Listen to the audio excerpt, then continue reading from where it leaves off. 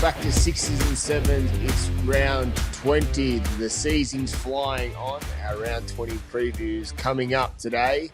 And it's a special day this morning, or it's a special episode because it's our 50th episode. A half century is ticked over for the boys. So special mention to, obviously, the Hollow Sport boys, our great producer, Gabe, and obviously my little co-host, Mitch, the pest. A little bit worried about him today. Look at him, fucking thumbs up and all. How are you, brother? I'm 50 good, man. shows. I'm a little bit tired because I stayed up and watched the G-Train and SBW fight last night, so I didn't get to bed till about 12. Mrs. is in England, so I had both the kids in my bed. It's 5 o'clock here in the morning because you couldn't jump on last night's show. You're gallivanting around the south of France. But, hey, we just accommodate for the team. We accommodate, and that's what we do. How you going? What was it? I'm good, mate. First, I wasn't Galvin. What was the word? I don't know, gallivanting around. Gallivanting. Fuck, see, I'm worried about France.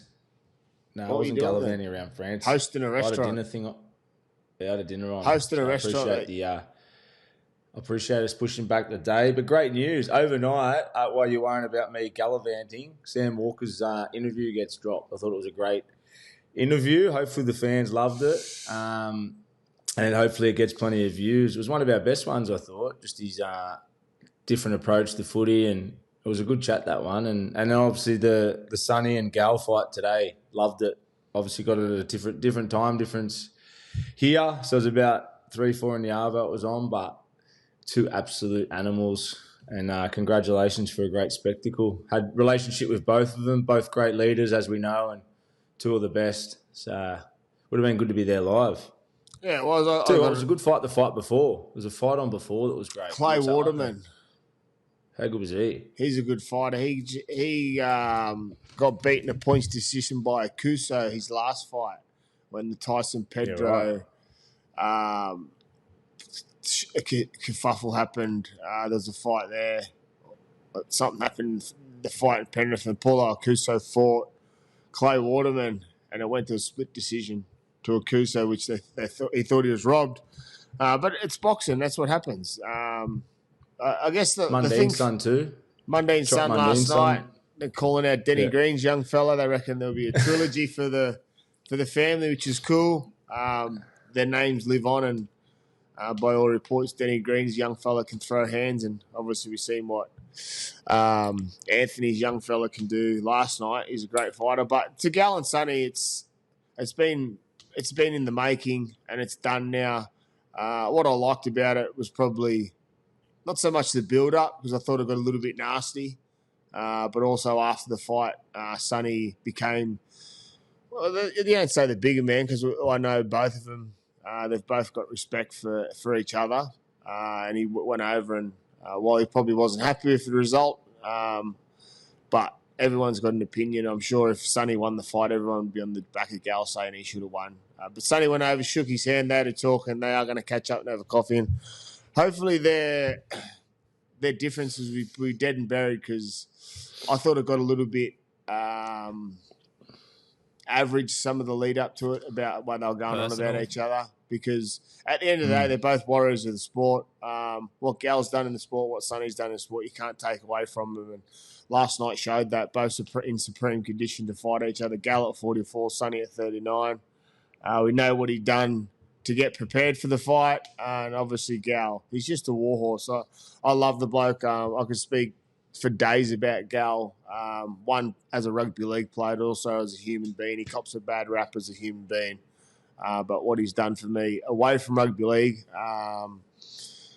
speaks volumes for me, and I'll always speak highly of Gal, because what he's done in a small part of my life at Cronulla, but also as a rugby league fan, I love watching him play. And same to Sonny. I think it's they both need the respect they deserve, and I'm sure now that's done, they can move on to their next life and enjoy it.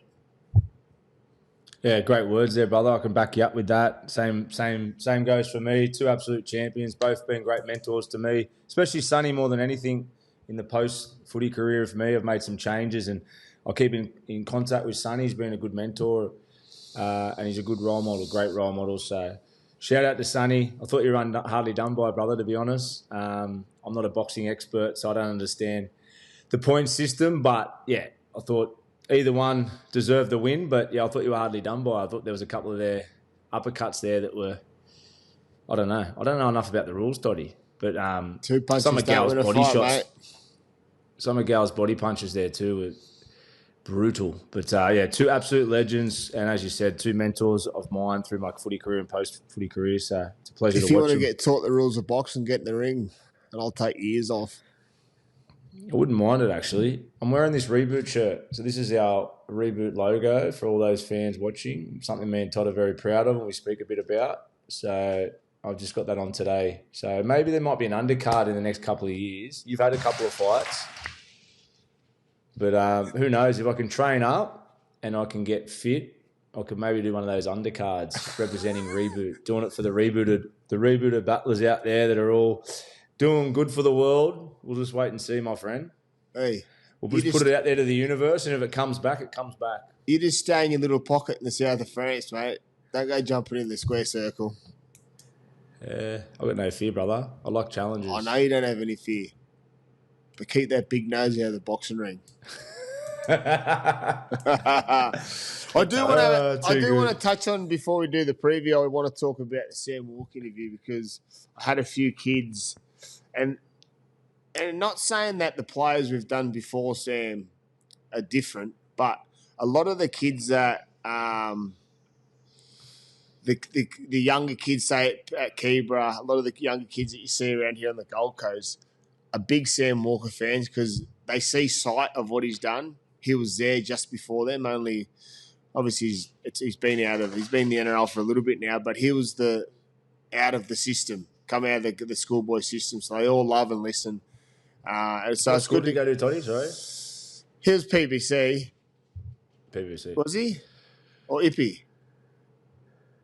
I know he played Australian schoolboys. That was the first time I seen eyes on Sammy Walker.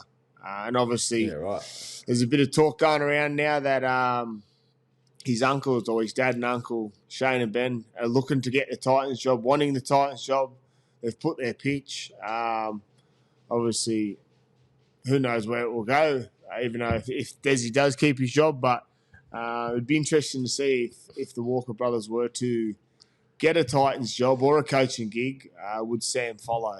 I know he loves being at Roosters and he says that, but it would be interesting. But yeah, I thought it was a great interview, especially for the younger generation that want to listen and learn about obviously setbacks and obviously the way he looks at footy, which is, I took a few things out of it. I'm very opposite the way I look at playing it, throwing a long ball. I saw it at first where he scans it in a different way, which was so cool to hear. And the way I look at him play, sometimes you understand what he's actually up to. So for the younger viewers or the parents out there, make sure you do jump on and have a listen, because there's a few hidden gems there for you to excel in your position, which is 6 or 7. Yeah, the one I love the most, and we spoke about it straight after the interview, is, to see someone so young to challenge the system. Like, he sort of came in and wanted to do it his way, and that would be difficult to do because young kid coming into the NRL, you sort of guided by what your coaches want, where it's a cool trait to have, or a rare trait that he's got, and that's obviously why he's been so good so young and played a unique style. But to sort of back yourself enough or challenge the authority of the coaches to say, I see the game this way, and sort of back what you believe, which is, as you said, it's great coaching as a kid. Obviously, his parents, his old man. But yeah, I think he's a good kid too, and he's laid back, a bit of an old soul. Great guy. Loves his golf, loves his horses. Yeah. It's an interesting one. Stay away from the horses. Stay away from the horses. It's a bad path. The thing he said about horses or dogs for you? A bit of both. Dogs were my downfall, but plenty of mates have had the horse disease too. So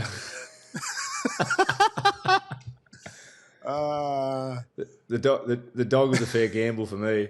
Hey, doubled down on that. Was a fair gamble. Fair retraction of income. Retraction of income. Should have put that on blackjack. I might have doubled it. And the audacity for people to challenge you to be sanctioned again, please. Come on. Life goes on. There's the thing about this podcast. We can sit here and talk about footy, and as we said, the Black Book edition is coming up at the end of this season. We will open a page and we'll talk about some. No, it's not so much funny stuff. It's about a part of our journey, which is what you spoke about there, the R on your chest, which resembles reboot, and something we're so passionate about, something that's ticking along nicely in the background, which, like anything, takes time. And it's probably been a challenge for me and you to let something sit and fester and take time, because we are both those people that actually like to challenge things, go get it, make it happen tomorrow, or make it happen now instead of tomorrow. So we've got a really good team by us, which is really cool. Is that called ADHD or? No, I think it's just a part of the makeup of what we're. But it is definitely a part of ADHD. It's definitely. You'd be very well diagnosed in that area. I'm sure it would have a fair few. Would have the A's, the D's, the H's, the Y's, the P's, the C's, the D's. We've got the full alphabet. Well, I've got the alphabet. Alphabet. But it is tracking along nicely, and obviously we've got a team behind us, which is cool. Like, of course, any successful, not a business, any successful journey needs a team behind you, and I think we've got a really cool team, and it's starting to grow nicely with some people that have got an interest about Reboot, but obviously haven't seen the full side of it and what it can actually do and the way it scales and the things we're going to do and try and do. But you got to dream big to make something happen. And I think our dreams within reach, and also the best part of it is we're talking about our lived experience and our lived story to try and help the younger generation, the current generation, and people that probably feel that there's no hope or there's hope. And as I always say, change is possible. And look at us two imbeciles. That's proof that change is possible, I think. Well, I think the thing is too, Toddy, we obviously express different parts of our personality on here, and we joke a fair bit and we talk footy nerd stuff, but we're looking forward to having this platform as well eventually after season, maybe, to start to sort of, bring up different topics and get a little bit deeper the other side of us, or the real side of us, I suppose, away from the larrikin and the footy talk. So I'm excited for that. We could go for, instead of it being an hour show, it might go for 5 hours when we get on to D&M about the real world. But I'm excited for that. Kleenex is a sponsor, because I might have some tears. Yeah, me too. I'll get some Cadbury's, Kleenex, and popcorn. Or just the full deluxe with a kickback chair, and we'll just get deep as the ocean. But in all seriousness, though, it's exciting that we get to come on here and not only joke with each other as great mates, talk footy, but eventually dive into the real stuff of life, and hopefully that can have an impact like the footy talk does with all our tribe, all our footy nerds, and hopefully that keeps growing. But it's exciting times, and we just, as you just said, we both got a zest for life, and we want to help people. And how good's life, brother? It is good. You're making me cry now. You got the tissues or what? Yeah, I'll throw them across the road to you, or through the screen. They'll be here in about 6 weeks. But I did mention at the start of today's show, it's a special one. It's our 50th episode. Who would have thought at the start of this year we would be able to talk shit for 50 episodes? But we're here, we've done it, we've made it. And our great mate Gabe continues to help us, support us, guide us through the early stages.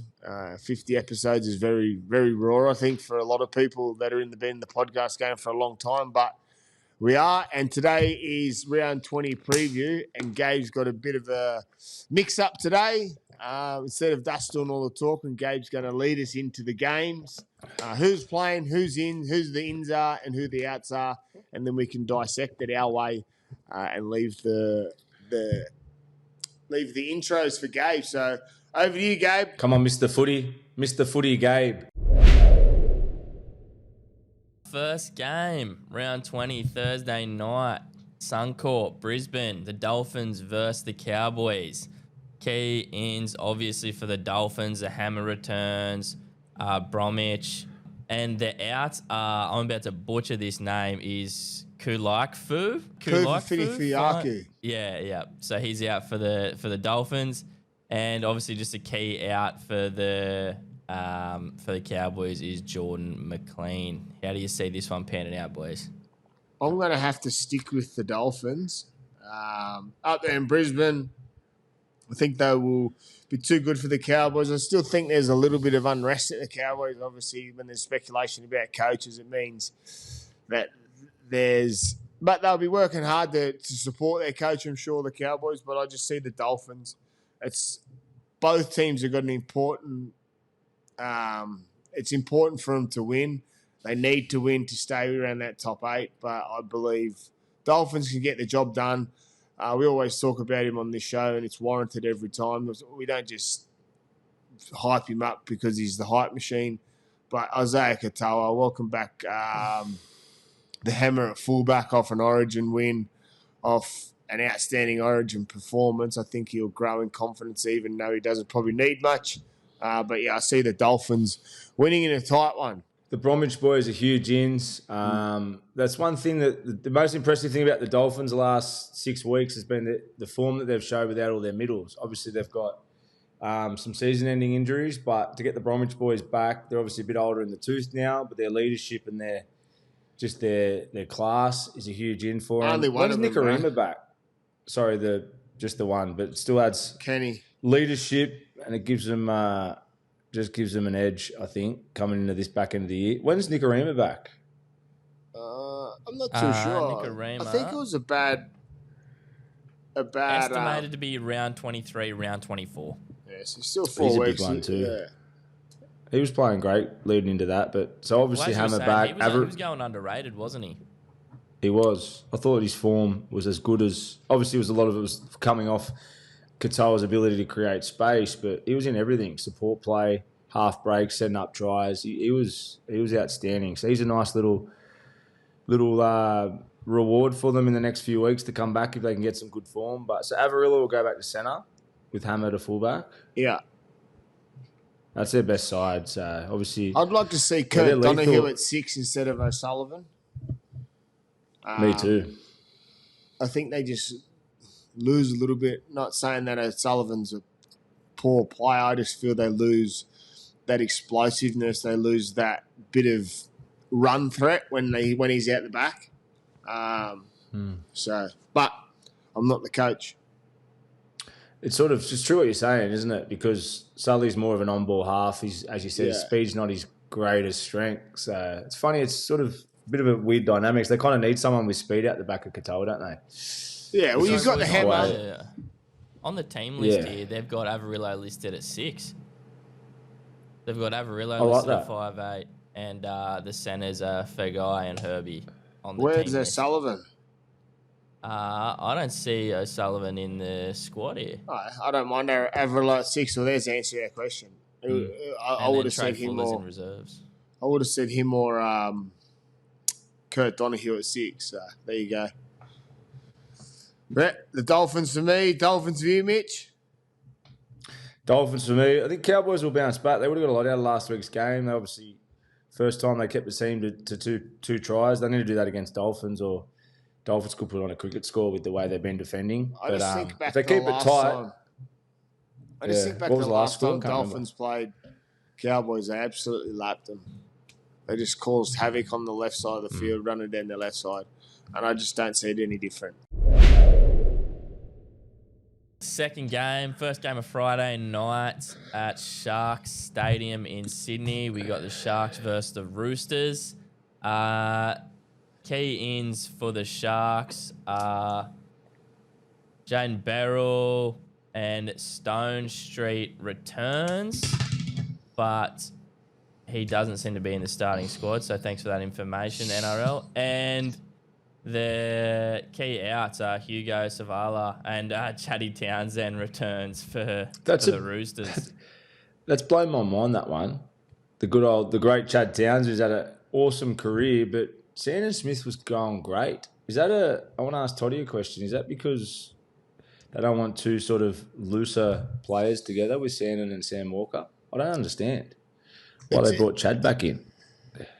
It is a strange one. I don't know what's going on. Obviously, probably Sandon is leaving it in the year, but also I don't think Chad will feature for the Roosters next year. I'm not sure where he's at with what he's doing next year.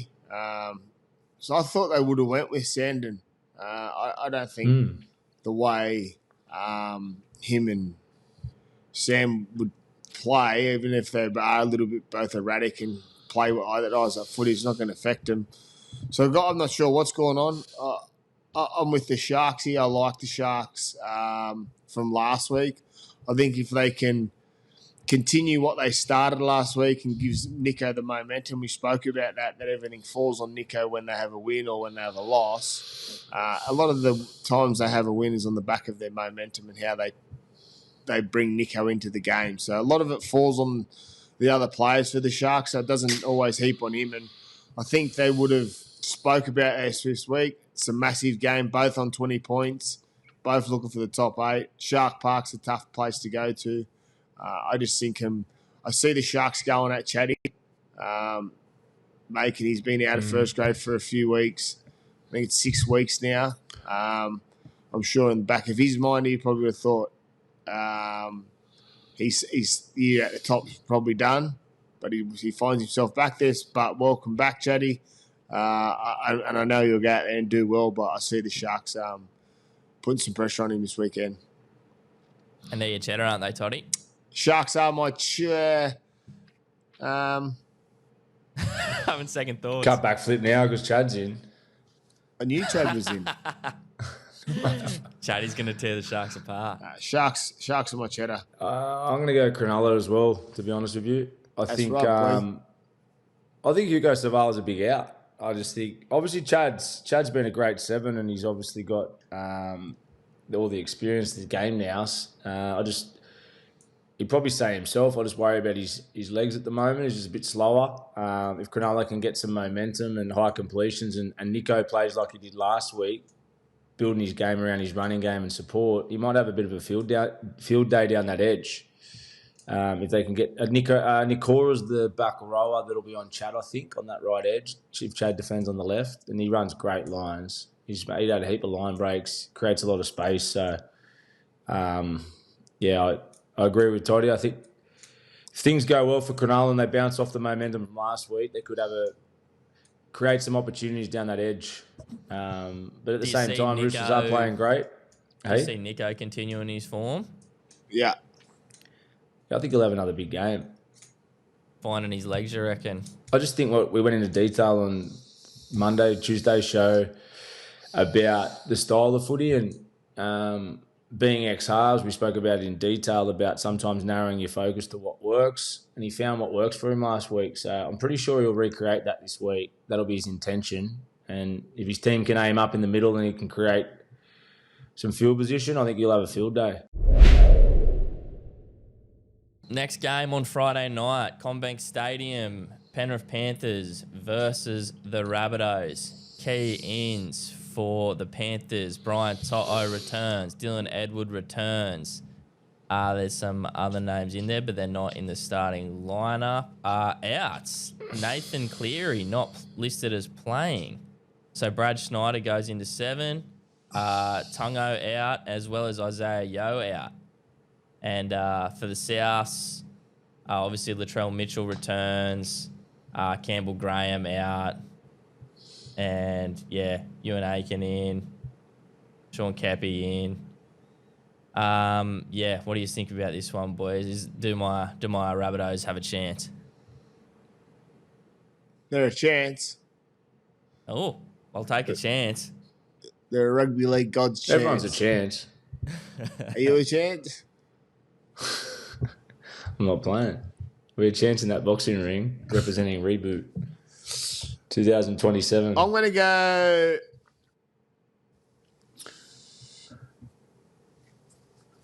Ooh. I'm going to go Panthers. Panthers in a Golden Point victory. Oh, you're tipping a close one. Calling Golden Point. Who steps up for Rabbitohs? Latrell Mitchell? I'm saying steps up for Rabbitohs to play well. Yeah, to keep us in the game. I think they'll be in the game just because of Latrell. Yep. They've still got some handy players, South. Humphries and White in the halves, Latrell back fullback. I think they'll be in the fight, but it'll be nice close game. Penrith will clinch it in Golden Point. Brad Schneider will knock the field goal over. Big rest week, obviously, for Penrith. It's your cheddar, aren't Yeah, they're my cheddar. they? To be honest with you, I picked them cheddar. Didn't do your research, did you? Imbecile. That's what I was going to say. Picked them cheddar before I had they had all the grades out, but I still reckon they're a good chance. South at the moment look very flat defensively. Obviously, Latrell, as we said, if they're going to get the win, it'll be on the back of Latrell. But I still think Brad Snyder's done a good job whenever he steps up. They've still got Dylan Edwards playing and Brian Toho. So I think they'll be too steely. They won't leak as many points as South, and I think they'll be too good. It's a funny week to rest them. I know they're going to need a rest at one point, but where they're at on the ladder and how congested it is, you'd think that they'd... I don't know. Ivan Cleary's won 5 They got Tigers, Titans. I think over the next few weeks they've got Tigers, Titans. I think there might be a bye in there. I'll see if I can get it up. They've got Tigers next week, then Titans, and then they've got someone else, and then they've got Bulldogs, Melbourne. Oh, yeah, Knights, Tigers, Titans, Bulldogs, Raiders, Storm, Dragons to finish. Wow. It's a good run. Or is that Canberra? No, that's Penrith. So it goes this tonight's game. Oh, sorry, not tonight's game. The game coming up: Panthers, Rabbitohs, then Tigers, then Titans, then Knights, then Storm, Raiders, Dogs, and end on Dragons. Massive run for them. Imagine if they knock those top 3 teams off. They'll be looking back at them come finals time. Well, look, I'd be pretty worried if I was in any other team with Nathan's mentality coming out of that Origin loss. I know you don't really want to talk about it, me either, but he got asked in the press conference after his last game how he felt about it, and you can tell Nathan was still hurting and wants to prove how much of a competitor he is now. So I'd be worried coming up against Nathan Cleary. Oh, you'd be worried any time coming up against Nate. Especially Well, that's true. That's true. At any level, but especially at club level when no one's done it better over the last 5 years. No one knows how to win comps more than him. So, yeah, they're going to be, as we said last few weeks, they don't surprise any of us on here if they're in the grand final day. And, yeah, maybe it's just Ivan Cleary is probably obviously going to rest them at one point, and he's chose this week. But, yeah, I still think they can get the job against South. South don't give you much confidence at the moment. I know you're a South fan, but I just don't see where their defensive resolve comes from.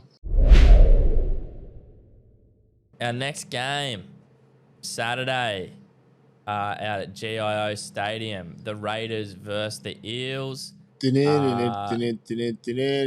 Sanders in, Huddy Young in, Papa Lee back in. Ooh. And I just want to check here what the Eels are running, because I was hearing rumours of Dylan Brown's 18. Dylan Brown's 18th man. And then another good talking point about this game is that there's a rumour that KO Weeks is likely to sign an extension on an upgrade into the end of 2029 for the Raiders. So he should. Just a quick one on Dylan Brown getting dropped. I saw something pop up on socials today. Freddie Fittler, the great Brad Fittler, was pretty vocal on his. I think it was on his show with Joey, talking about he doesn't think it's right that even if a player like Dylan Brown's leaving, it's not fair on the fans and the members that come to pay to watch their best players play. He hasn't been their best player, but well, he's one of their better players. It was just something on Freddie put up, said that just because he's moving on next year, why he's there and he's still in the squad, he's sort of, the fans and the members who are paying their tickets to go and watch deserve to see the best players available. I'm sure the fans and members will be happy to see Joseph Papali'i find his feet in first grade over Dylan Walker for what's to come next year. I think that's an easy attack from Freddie to go at Rolsey. I think it's poor. Why some would say it's poor that Rolsey's not picking him. He hasn't been great. His form at the start, he didn't warrant even to be picked then. And they're not going good at the moment. and why not look to the future if the guy's leaving? I still think he needs to be in their best 13, regardless of all that sort of stuff. He just needs on form, and even what he brings. Is there any chance of finishing the year strong? He's still their best spine, one of their best spine players. But I can also understand, from my point of view, I can understand a club looking to the future. So how do you see it panning out, boys? Raiders by 40. Walk 'em? Yeah. Raiders by 40. Yeah. Wow. Just the back line doing their thing as per usual, you think? Sharp. Canberra Stadium, way too easy. Yeah. I think Canberra's going to have... Weeks will deserve his extension. He'll get another 2 tries. That'll be just way too good, the Raiders. Yeah, that'd be too good, won't they? Too big, too strong. Papali back. Who's the favourites to win the comp at this point now? Storm. Canberra? Yeah. Storm's still there. It'd be Storm. I know. We have to talk about it. Like, where I don't see the Eels exploiting the Raiders at all, but where can they attack? What could they do to try and get some momentum against the Raiders? Well, it's against the Raiders at the moment. Everyone's speaking about, obviously, Mitchell speaks about a lot about Canberra's back five, the young youth they've got, their talent. And then you go to their front, and their front is obviously Papali, Horsburgh, Joseph Tarpany. Players like that, Hudson Young, they're all unfazed. But if you're going to go anywhere, I would put pressure on their back five where the set starts. So instead of sometimes kicking long, and I know we talk about a long kicking game, what it does to teams, it makes them come out of their own end. But I'd put the Raiders under pressure around midfield, so I'd be looking for height instead of length. And when they're catching the ball, I'd be making it a contest every time the ball goes up instead of kicking it long to KO because he's shown over the last few weeks, if you kick long to him, he finds space, and then their 1-2 punch after that in Savage, in Chris, Timoko, they have field day and they have joy and they start their sets. But if you can upset that by putting the ball higher when they catch it on the full, you're there tackle them or rush them to the sideline, not giving them time to create space or try and get momentum. I think it has a little bit of joy. Obviously, it can backfire because you're not kicking the ball as long, and if they handle that really well, it means that they'll be starting their set a lot closer to your try line. But you ask them how to try something, I would try that first and see where it goes, unsettle them, because, as we said, they are young. So if you can knock their confidence early, which KO Weeks has had issues with at the start of the year, he's been great the last month. He's put those issues to bed, but I would put pressure back on him that way if I was to try and upset Canberra. But it's hard. Yeah. Speaking of young, do you see Jed Stewart being a target? Zach Lomax in the air? Well, that's where you start. You go at him. You go at the younger blokes, the inexperienced blokes. I spoke about their forwards. They're unfazed. They're the big alphas. They're the ones that lead by the front, and also when the game's on the line, they've been the blokes that come up trumps by force and errors. So I would go with the first threat, and the first threat's the kick return, and probably the most dangerous threat in the NRL at the moment with the way they're playing footy. So I would go with that first. Dean Hawkins doesn't have a long kick anyway. Joseph Papali doesn't kick long himself, so why not throw it up in the air and make a contest of it? Good plan, Toddy. I like it. You'd back Lomax over anyone, wouldn't you? In the air. He's always a target, yeah. Well, but you're right. Think about it. If you get to the right side of the field, instead of kicking in behind Jed Stewart, throw it high in the air, get Lomax chasing as fast as you can, get Isaiah Yongi chasing as fast as you can, flooding down the middle of the field, going up for a contest, unsettling their play. Because, as we know, they're trying and everything. They're not picking Dylan Brown for a reason because they want to look to the future. They try things. They're not going to play finals. So throw caution to the wind. Going back to Dylan Brown just quickly, with him out of the team, do you think they lose a lot? Take out the agenda that he's not going to be there next year. Like him just not playing now and then blooding for the next year with Dylan Hawkins and who they got at 6, sorry? Joseph Papali. Dean Hawkins too. Dean What do they Hawkins lose with? What do they lose and gain by having them in instead of Walker? Brown. Sorry. What do they gain and lose?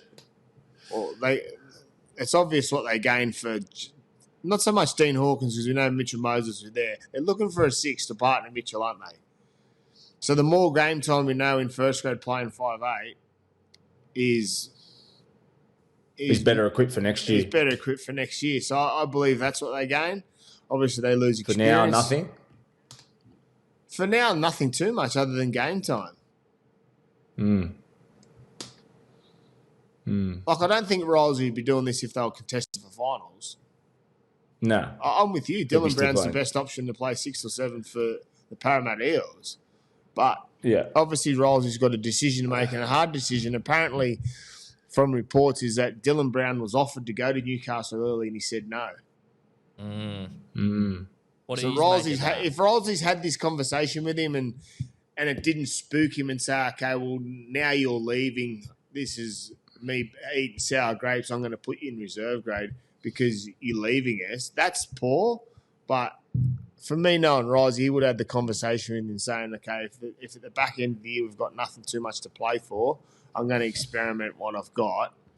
Maybe that's okay, because Dylan Brown hasn't come out and said much. Obviously, there was reports that he was offered to Newcastle, but he said no, which is an interesting one. But at the end of the day, we only get filtered information, so we have to express what we're feeling. I believe he's doing it to give Putley time to evolve his game or grow his game in first grade instead of playing out of position or in position in a lower grade.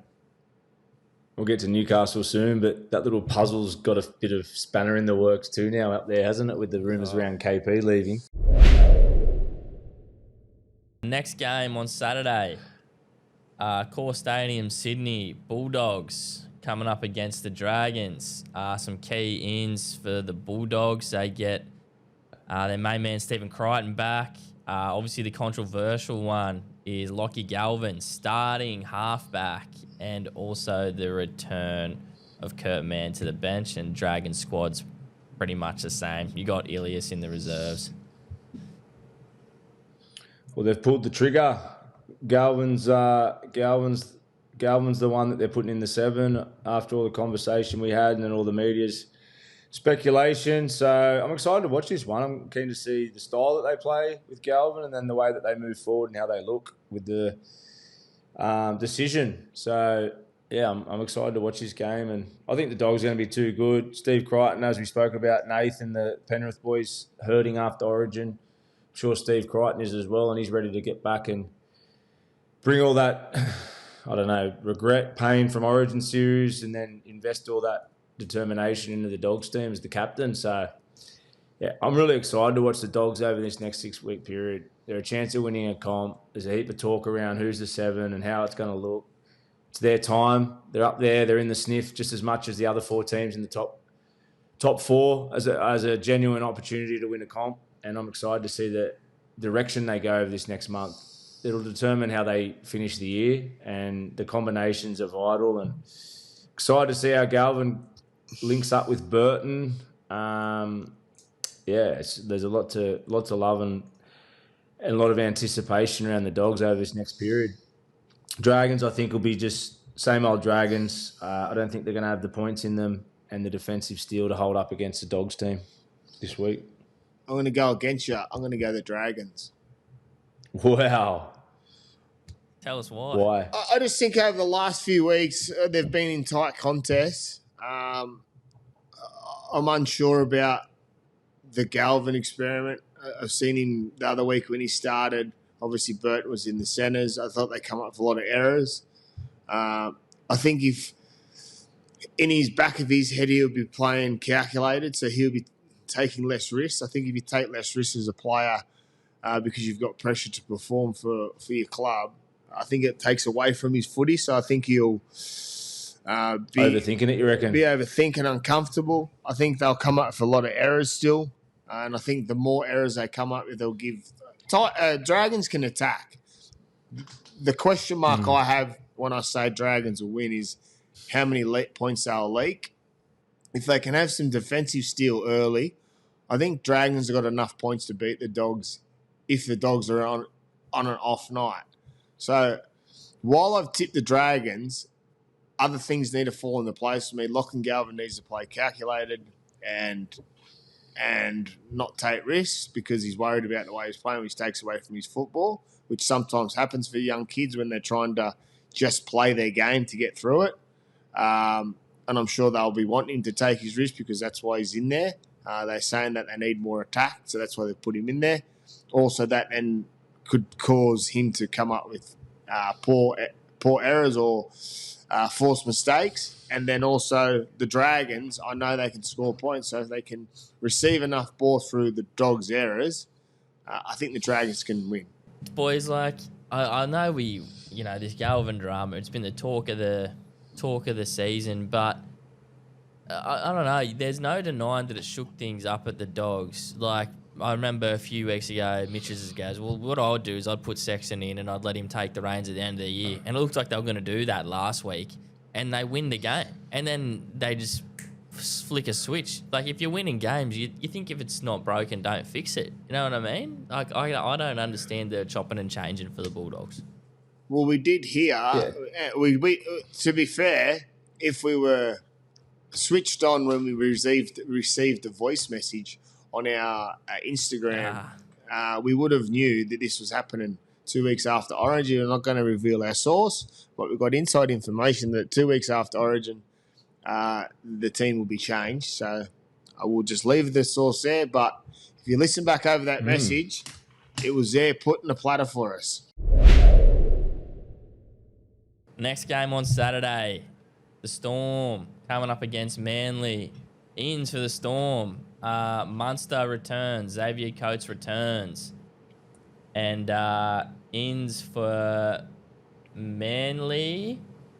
There's no real change to the starting lineup. Where's this game at? Melbourne. This game's at Amy Park, Melbourne. I think Melbourne in this one. Yeah, it does. No, it does. Okay. We always talk about 4 Pines Park, how good Manly play there. I think surely Manly can't have any more home games for the rest of the year. Fuck, they had about 8 at the start of the year, didn't they? Straight off the block.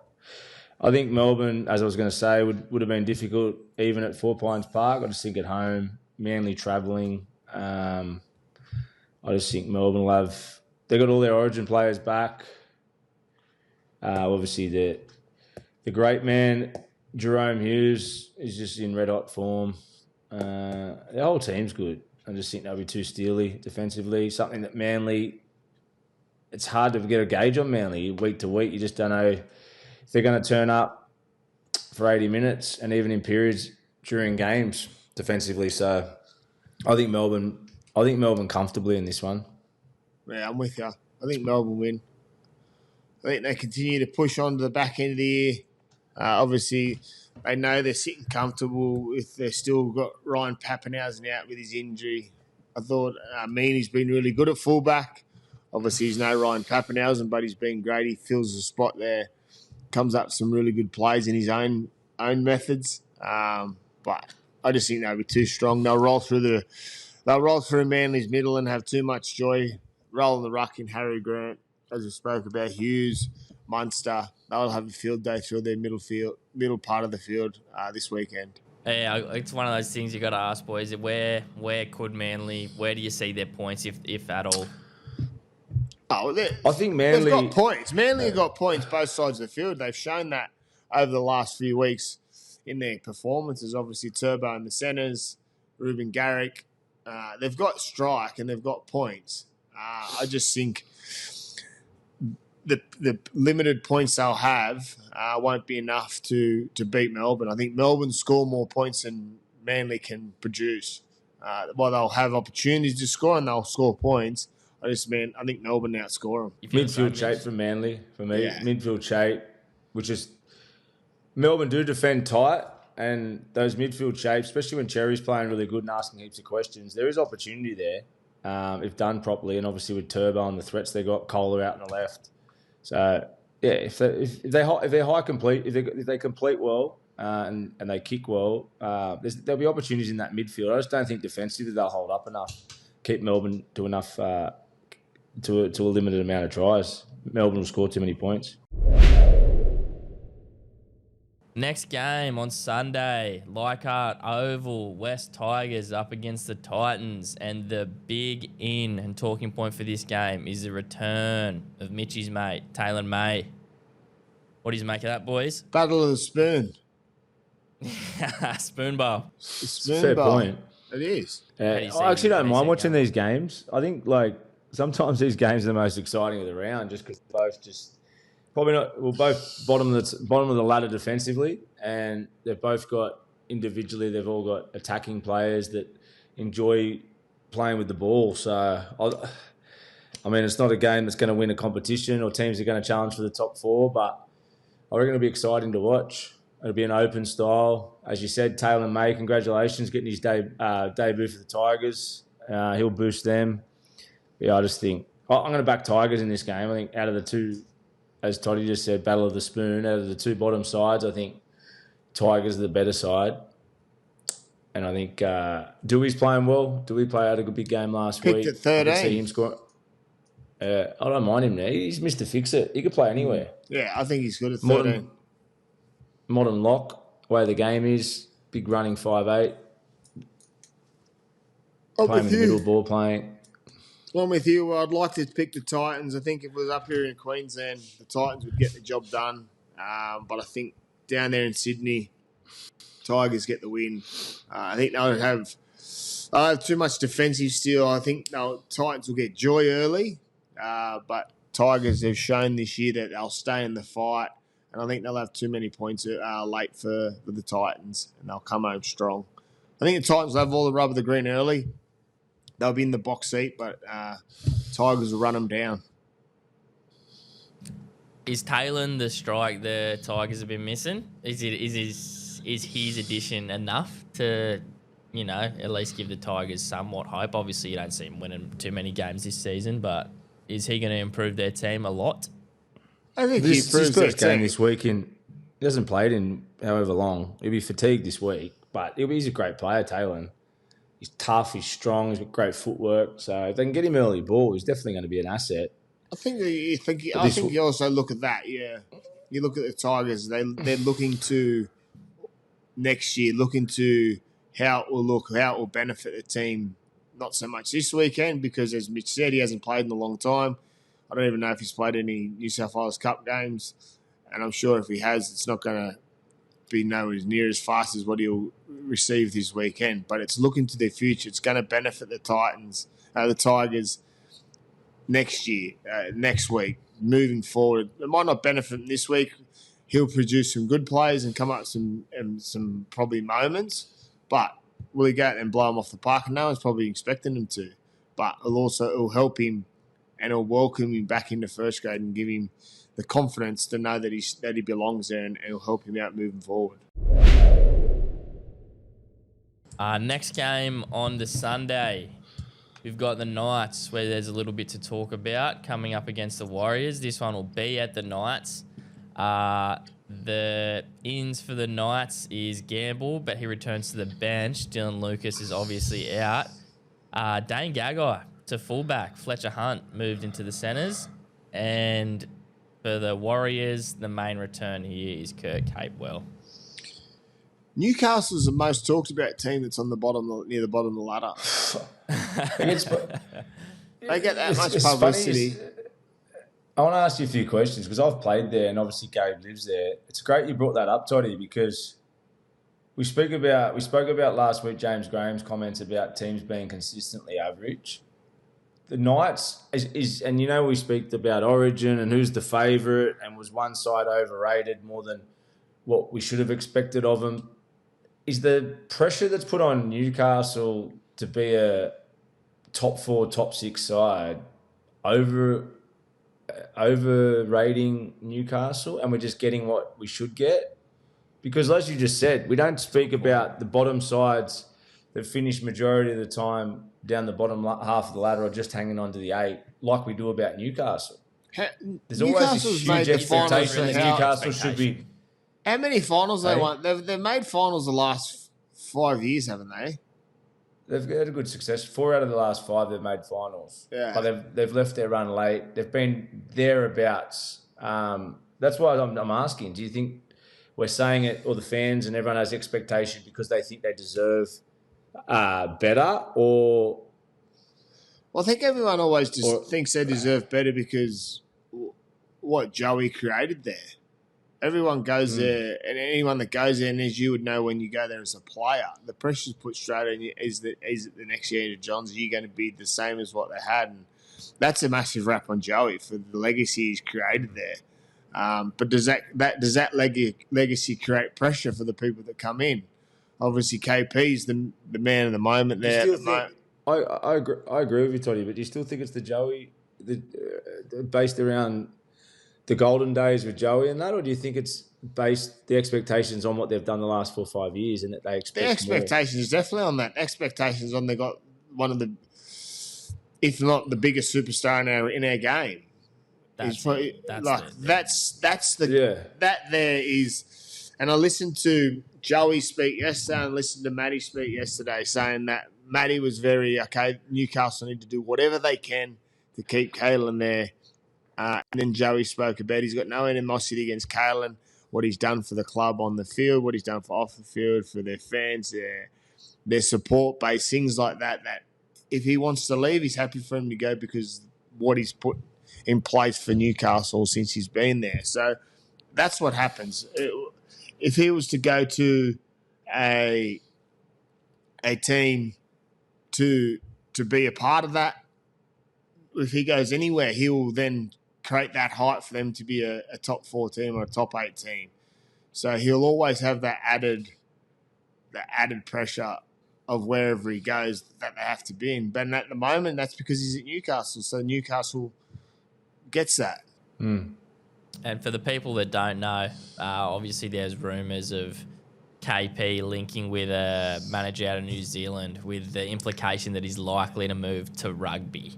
Yeah, look, boys, would you just blame him? I don't like answering it. Would you blame him? I think it's a personal choice. KP's at an age where it's a personal choice. If he feels like the time's right and he wants to move on for a new opportunity for his own career and journey, well, only he can answer that. So be it. It's only KP that can answer that, and it's only KP that'll make that decision. But yeah, he's going to be a huge loss for Newcastle if he leaves. And let's shoot facts straight. It's a huge dilemma if he leaves, as they've just signed Dylan Brown on huge money to come in and play with KP. Yeah, if KP leaves, it frees up a lot of money. But first, they've got to attract players in a short period of time. Most of them are all contracted. And then, yeah, it throws off the dream that they had of them two playing together, and that was their way forward. So, as any player that's established and a great player to a team, it's always going to cause a ripple effect when they're suggesting they might leave. And unfortunately, that's football. We spoke about Sonny Bill Williams earlier in the show and what a great athlete he was. Sonny left. Plenty of players have left clubs and decided to go on their own journey. If KP decides to do it, he won't be the last. He won't be the first and he won't be the last, but it's going to be a huge loss for Newcastle if he leaves. I couldn't agree more, Mitch. But what do we think of this game? Warriors versus Warriors. Warriors? Yeah. Too much. Warriors, too much 100%. going on at Newcastle, and the Warriors just have a much better team. At the I reckon Warriors. I think even regardless, Warriors have a field day. Regardless if it was going on with KP's talk, they're still Warriors are hard to beat. I had a look back over the Warriors' performance last weekend and just talking about how we spoke about Tanner Boyd and then having a chat. So I just went back over and had a look at the highlights of the tries they scored. And while he's not going to have the X factor Luke Metcalf has, I think it brings a whole different ball game for the way Warriors will play now that Tanner Boyd's there. In his control, obviously his kicking game, he's got a long kicking game, but just how square they play and what that does for Harris out the back, what it does for Egan out of hooker. I think it just straightens up the Warriors' attack. And as we know, they've got the go forward, they've got the strike, and I think he just adds that little bit of polish. Even though Metcalf was the star-studded player for the start of the year, I just think Tanner Boyd will get his opportunity now, and you'll see a different Warriors out there. And I think it's a positive sign. Well, as we said from the start of the show, that's a round 20 preview done and dusted, and a little pat on the backs for our 50th episode. A special mention, this couldn't be possible without the boys from Hollow Sport, our great mate Gabe, but also our valid listeners, the footy nerds. We love yous, and we'll see you all again next week. Have a great weekend of Rugby League.